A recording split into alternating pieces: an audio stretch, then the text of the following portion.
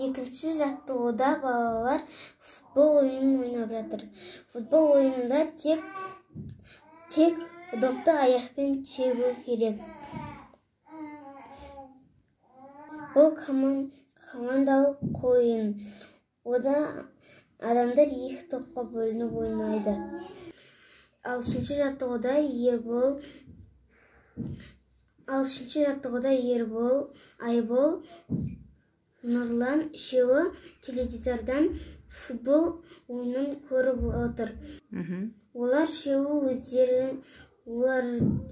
футбол ойнағанды жақсы көреді. Олар теледидардан футбол ойынын көріп отыр. Теледидарда олардың сүйікті командасы Бразилия қақпаға доп тиізген үшін олар бір-бірін құттықтап қуанып жатыр.